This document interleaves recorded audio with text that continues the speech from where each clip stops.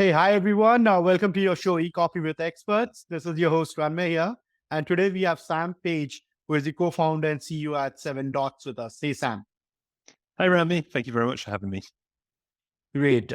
Sam, before we move any forward, let's get to know the human behind the mic. Why don't you talk us through your journey and how you started Seven Dots? How is it going? What you guys specialize in? And we take it from there. Yeah, sure. Sounds great. Very happy to. Um, so I guess my journey started at a very young age, as it does for many people. The honest truth is, as a child, I was very, very shy. And I was kind of bullied a bit at school, but I really struggled at school. So I had a mind full of ideas, but for some reason, getting them out of my mind and onto paper and words just never really worked. So I just didn't feel like I fitted in at school in the traditional education system. And two things kind of happened, and this sort of happened in high school for me. Um, One was my dad brought home a computer from work, and this is when personal computers were sort of first coming about and companies were first using them. And I was obviously I could absolutely imagine. Yeah. yeah, exactly. Yeah. And I was absolutely captivated by this thing. And I sat down and I found that relatively intuitively I could write code. And all of a sudden, what I started to realize is the ideas that I had in my head I could express through code when I couldn't express them through writing. And the reason for that is, in my view, is that code's logical, unlike most languages, which are fairly logical to me, certainly anyway. So that was one brain sort of spark moment. I fell in love with technology. Suddenly I could do something with it. And all of these ideas I'd had throughout my childhood, which I could never bring to life, I was always trying to start up companies and do stuff I could suddenly do through code. The other thing is I was diagnosed with dyslexia. And that obviously kind of then made sense of the why I'm not very good with words. So what was born from all of this really was a passion to help people because I'd really sort of struggled myself, and therefore I saw other people were struggling for similar reasons. A passion for technology and a passion for business because I saw business as a vehicle to bring ideas to life when you combine it with technology and people. So that was sort of the start. The first thing I did was I sort of, as the internet came around, started building websites. And I built, being dyslexic, a dyslexia forum, which became one of the biggest in the world at the time. It actually went on to be a business run by my parents called the Dyslexia Shop, which now sells special educational need products. And I went away to university. I read business management. And when I finished university, I wasn't quite sure what to do. And as is often the way, I randomly met someone who told me they were a project manager at an agency in London and they delivered digital projects. And I, at the time, had no idea what a project manager was. I had no idea what an agency really was, but it sounded amazing because it sounded like what I loved doing. It was helping people in business with problems and solving them through sort of the early days of digital. So got back from traveling, ended up working or applying for jobs and working at an agency in central London. And it was brilliant, amazing agency, still in touch with lots of the people who used to be there. But what wasn't being ticked for me was this desire to really put technology at the heart of things. It was sometimes an afterthought, not always, but sometimes, and it was a bit frustrating. So I ended up chatting to my boss at the time. He didn't own the agency, but he was a senior person. And we came up with this idea of starting our own agency. And the idea being that we wanted to start an agency that put creativity at the heart of the solution. Technology at the heart of the solution. So creativity and technology at the heart of the solution. And the fact that there's creativity in technology to find solutions. So that was why we started Seven Dots, and that was the mission we went on with. And that brings you on nicely to Seven Dots. So Seven Dots is an agency that creates captivating digital experiences for brands who dare to dream bigger. We love working with people and brands who have big ambitions that we can help them solve through the power of digital, especially given that the digital world is moving so fast. And they really need help harnessing it. So our range of services include digital strategy. We always start with that as a starting point. We have brand strategy and visual identity services, because to make digital work properly, you've got to have the foundations at a brand level to bring it to life. We also design and build websites, apps, and platforms. We have demand generation teams, which cover both organic and paid activity. We have data science in-house, which is all about data intelligence and analytics and includes some of our AI offerings that we're bringing online. And we work on digital activation campaigns, which are about reaching more people for brands through digital. Lovely. Quite a journey, I must say, Sam. Right. And Yeah, and it has been. you spoke about, the ever changing or evolving landscape and the digital space that we are in. Uh, and then we have been hit through, by AI, machine learning, and all of that. Not only our space, but overall our lives, right? So, what is your take on AI in general? Where are we headed with, all of this change, all of this, revolutionary stuff that is happening? I wish I had a magic ball and I could answer that, sort of perfectly. I think there's a few things that are going on at the moment. Some people are running away from AI and sort of burying their heads in the sand. But the point is, it's been here for a while and it's here to stay, and Yeah. it's only going to get more and more powerful. You've got other people who are sort of running into it head first, and they're not really thinking about what's the right way to use it? What are the problems they're trying to solve by using it? And I think that's also a bit of a disaster. I think what we really need is some really clear governance of AI and some frameworks that can be put in place by governments, but then also companies, to make sure it's used to have a positive impact on people. To me, there is no doubt it's going to completely change the future. We just need to make sure it changes it in a positive way. And I do believe it can create a better existence for human beings and a more positive existence if we get all of that right. Absolutely. And then, coming back to the agency life, Sam, we all know how difficult it is, right? I mean, when you're an agency, first of all, to start your own agencies, scale it up, it has its own challenges, right? So, how have you been able to, from your personal journey, balancing personal purpose and growth, while leading a successful digital agency? Can you share your philosophy on achieving this balance, and how it kind of reflects in your leadership style in your own agency at Seven Dots? Yeah, sure. And it's such a good question, and it's such a big challenge, as you know, given the Yeah. journey that you've been on. I think there's a few principles that I try and sort of employ in doing all of this. And the first one came at the very beginning of the journey, and that was that we set up the business with a view of it creating a good work-life balance, not just for ourselves as the owners, but for everyone in that business. And that doesn't mean to say we're not, very, very passionate about what we do and work incredibly hard. Of course we do.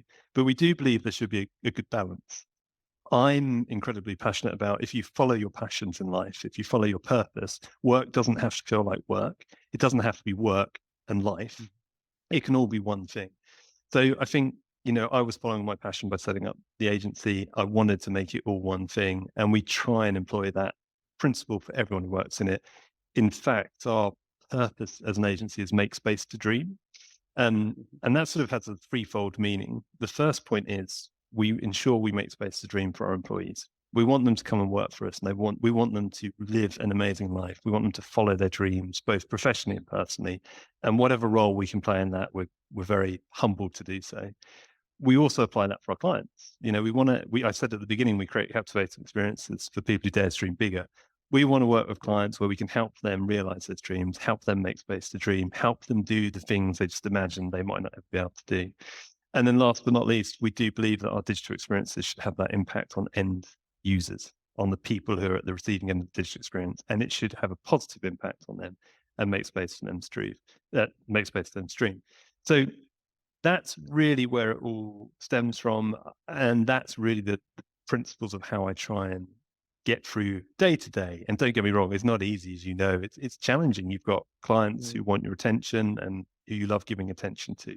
But if you can find some balance in all of that, if you can be purposeful, if you can use mindfulness to be present, if you can take small steps towards big dreams, I think that's the secret of getting that balance.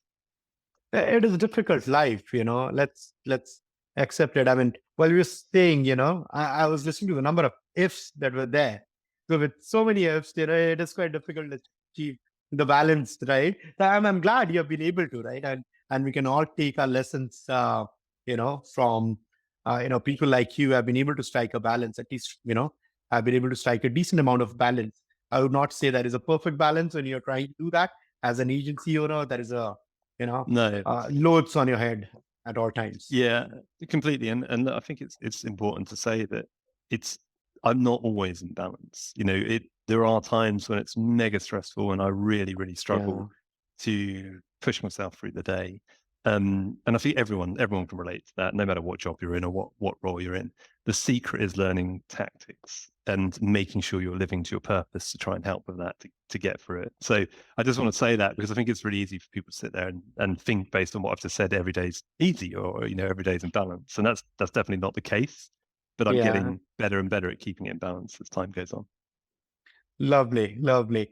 Sam, could you elaborate the concept of connected experiences in the context of digital transformation, and what strategies do you employ to seamlessly integrate various digital touch points? Because like we were talking in the green room, you take a project wherein the buyer journey is quite complex or long, and as a brand you need to have you know taken care of all the multiple touch points wherein your consumer can connect with you.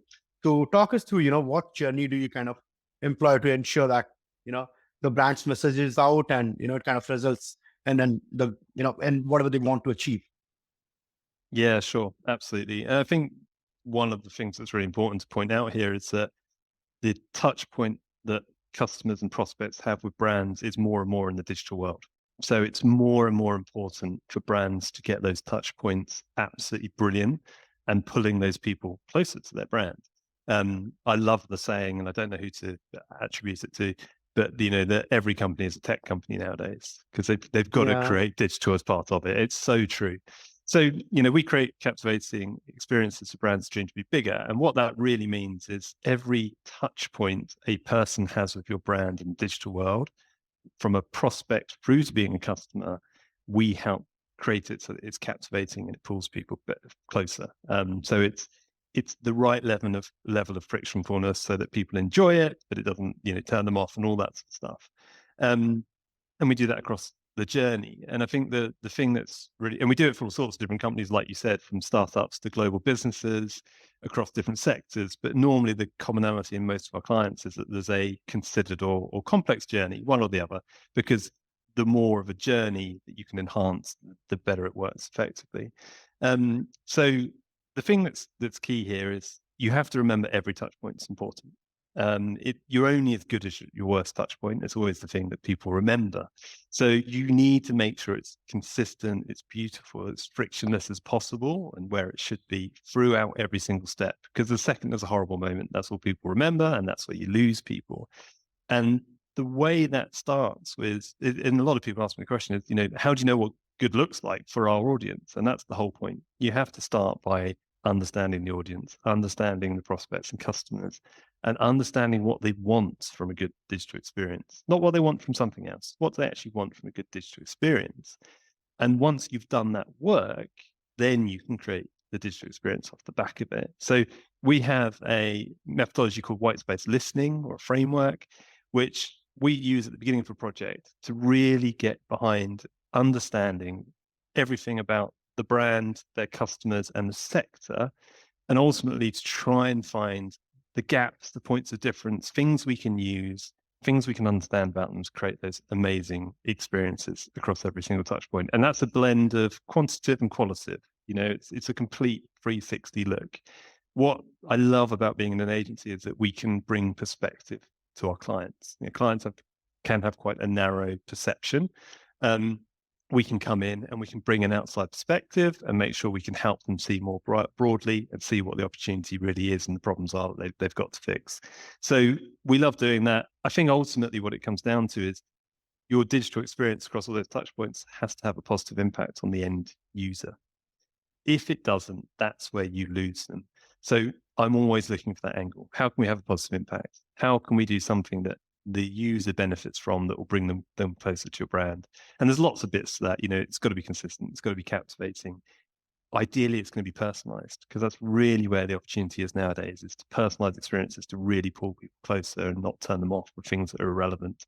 And that's really where it comes down to for me. lovely. And then you speak about tech so much. I like to mention, every company is a tech company these days, and which I completely agree with, right? And then as technology, becomes more advanced, it also becomes more complex, right? So how do you strike a balance between, harnessing the latest tech that is there and ensuring a seamless and user-friendly experience, for clients and their customers? I think the first thing we always do is start with some principles of what we're trying to achieve in the experience, and then we match the technology to those principles. I think I love the very simple framework of goal, problem, solution. A lot of the time, what people jump to is a solution. So they'll go and buy 10 different tech platforms because they think that's solution and that will deliver what they need. That doesn't actually work. And there are so many brands that come to us and say, we've got 40 different, SaaS platforms, and we haven't got a clue how to use any of them. We're just not using them. So I always start with, what's the goal? What are we trying to achieve here with your digital experience? What problems are getting in the way of that? And therefore, what are the correct solutions? And if you take that methodology to it, and then you look at choosing the right technology to solve those problems to achieve your goals, you can end up with the right suite. And it really is a process of going through that and being experienced in what technology is out and how to use it. Lovely. Sam, give us your favorite client story. Favorite client story? Well, Yeah, I think there's so many to choose from because I'm sure. I Yeah. genuinely love the clients we work with. I think the story that has stood out in recent years for me is a startup that was a couple of years in, and it was a business that was born from passion of meeting a need of customers. Um, they were called the English Vine, and the chap who founded it was really passionate about taking English wine to a growing market and really championing that in the sector. Didn't have huge budgets. It was a startup with, relatively self-funded, but huge ambition, huge dreams of what he wanted to achieve. And what was so beautiful is when we got into that project and we understood the consumer and what they were looking for, and the fact it was a considered purchase, because English wine is typically more expensive than other equivalent wines, but the quality is better, obviously. You've really got to work quite hard. And it was all about breaking through the nonsense as well of the wine industry. There was so much sort of pomp around wine and what it's paired with and what the tasting notes are. And again, the vision was, let's just cut through all of that and let's say what wine goes with fish and chips, because that's what people really care about on a Friday evening when they're having fish and chips. So we built this beautiful digital experience that brought the brand to life, helped people find the wines that are relevant to them, and helped the Mhm. business massively accelerate. We won awards for that project as well, which is really nice to be recognized for the growth that we achieved for them. So I love that because it has such a nice story to it and really helped make a massive difference with the digital experience to deliver a positive impact to people. Lovely, lovely. Agreed, yes, Sam. And Sam, you have been in the industry for quite some time now, and your journey has been quite inspiring. So for our listeners today, what are some of the advices that you'd want to give to them, especially for the ones who are trying to make a mark in the digital space, or let's say you're trying to start their own agency, or aspiring to be an entrepreneur someday. So what are some of the key advices that you'd want them to, kind of follow in that path to success? Yeah, I mean, great question. I always start with the phrase income follows impact. So, and it's a phrase that's taken from Robin Sharma, I think his surname is. He wrote the 5 a.m. Club book, which I'm a massive fan of. And I think you've got to start at that point. What impact can you have for your clients? And what impact can you help them have for their customers ultimately? Because if you get that right, everything else really takes care of itself. We've Mhm. grown this business, myself and business partner, and now the amazing team of people we have, 30% on average year on year for the last 15 years. And we've done it all through that sort of approach of we'll do a really good job and we'll have an impact. And we know that everything else will take care of itself. Don't get me wrong, there's some challenges in that, but that's the basic principle. So that's my advice to anyone. And I was talking to someone yesterday, go out and have an impact and the rest take care of itself. But there's a lot of other things in there as well. You've got to have the processes to support it. The most important thing is having an amazing team of people around you. You Yeah. know, multiple minds are so much better than one mind, and getting the right minds around you is just absolutely key to it. So build a good team. and have a great impact as a result. And that's the most important thing, in my view. Lovely, Sam. And Sam, before I let you go, yeah, I'd like to play a quick rapid fire with you. I hope you're game for it. Sure, let's go for it. All right. Favorite EPL team, Favorite what? if you Sorry. follow it. Favorite Premier League team, if you follow it at Premier all. League. Well, I'm not a big football fan, but my football Okay. team is Ipswich Town because it's where I grew up, and they might be in the Premier League next year. Yeah. All right. Lovely. Great. Your last Google search, Sam. Oh, it was your name and this podcast, so I could watch some of the previous ones. All right. That is the second time I'm listening to this, but yeah, been a long time. So, all right. Great. Moving on. What did you do with the first paycheck, Sam? First paycheck of your life? I had so many jobs growing up because I loved working in businesses. So I sold Christmas Can trees at a imagine that. farm shop. Yeah. Yeah, I did pot wash in a hotel. I loved it. It was not a glamorous job, but I didn't mind at all because I was there with some great people around me, and I got fed, which was amazing. So it's really hard for me to answer that because it was such a long time ago. It was probably when I was doing a paper round as a paper boy, and I probably bought a game for the Amiga 500 Plus that I had at the time. That's going to be my guess, but I don't know for certain. All right. No worries. All right. Last question. Then we're not going to any more. Your celebrity crush. Oh, celebrity crush. It's probably Richard Branson. I think what he's achieved as a businessman is amazing. I think he now leans into trying to do good in the world. I'd love to meet him one day. So yeah, that would be my celebrity crush if I had to pick one. Lovely, Sam. Thank you so much for taking out time to do this with us. Really appreciate it, man. Yeah, it's been a pleasure. Thank you very much for having me on the podcast.